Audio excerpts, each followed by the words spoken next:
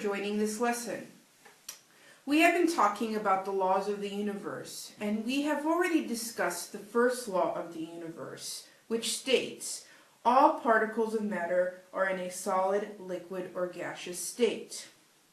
In this video, I want to discuss the next three laws of the universe, which talk about how the particles in a solid, liquid, and gas behave.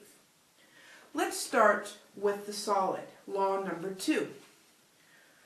Law number 2 states, particles in a solid state fit tightly together and are hard to separate. Solids hold their own shape. Let's take a look at what this means. I'm going to get my jar where we put our solid, our rock in. And let's take a look at this rock. First of all, when we see that it's in the jar, we already saw that it's hard. And when I jiggle the jar, the rock doesn't change shape. It stays the same shape.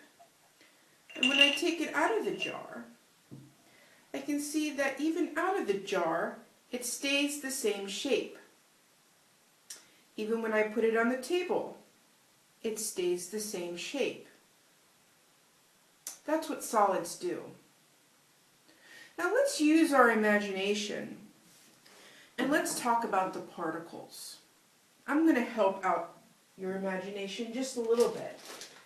And we're going to pretend that we can see particles of matter. We already know that the particles are very, very tiny. But we're going to use P's in this particular video to demonstrate how particles behave. So each P is going to mean one particle of matter. I'm going to go ahead and fill this jar completely with P's, with particles. I'm going to pack them in, and that's exactly what happens in a solid. The particles are tightly packed together. I close the lid, and now we can see that the particles in this solid are tightly packed together. They barely move. One thing you should know about particles before we can say any more is that particles are always moving. I like to say they're kind of like preschoolers or kindergartners. If you have little brothers or sisters, you might already know what I'm talking about. When you see a 2, a 3, a 4-year-old, maybe even a 5-year-old, well, not maybe, of course, they're always moving, running around, bouncing off of things. Even when they're sitting, they're still moving around. You can kind of think of a solid's particles like a preschooler who's sitting. The preschooler doesn't go anywhere. It stays still, but it's still moving and wiggling in its seat. And that's what happens to solid particles. When particles are in a solid state, they are so close together, they want to move and they wiggle around. We say they vibrate against each other, but they don't go anywhere. They're too close together, they can't move.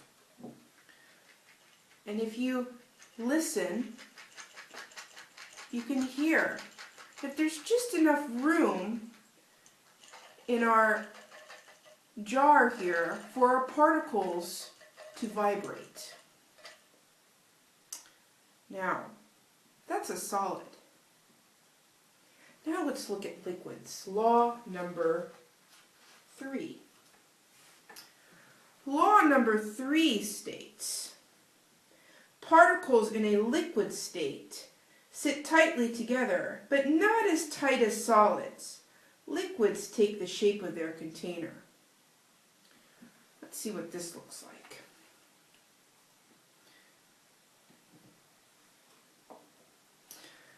I'm going to move this jar out. Here's our jar of water. you may remember. And if I take this water and I move the jar, you can see that the water changes shape.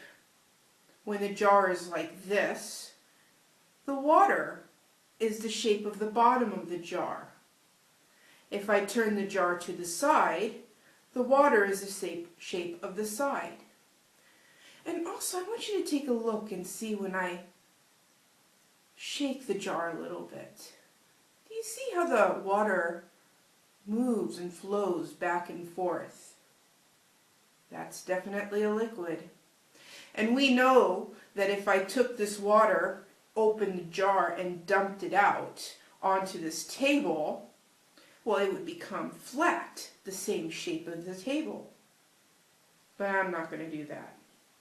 What I am going to do is I'm going to pour the water back into this container so that we can take a better look at the particles and what the particles are doing. Now the liquid is in this shape.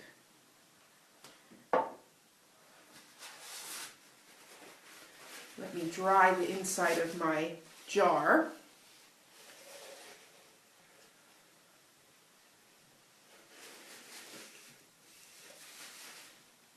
And the lid too. Now I'm going to take some of the peas from the particles from our solid and I'm going to pour them into our liquid container. Let's see if I can do this without making a mess. The first thing you're going to notice is I'm not going to pour as much or as many peas in. That's because liquid needs more space.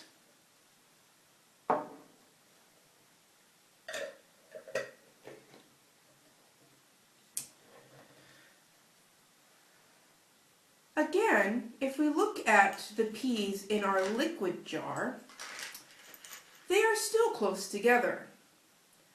But look what happens when I move the jar back and forth.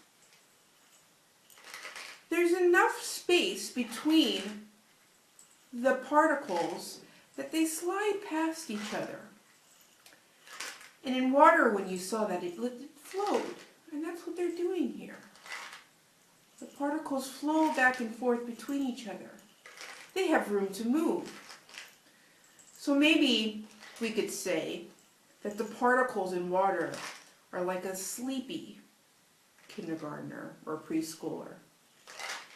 They get up and they want to play, but they're kind of tired, so they may not run around. They might walk from place to place. That's a liquid.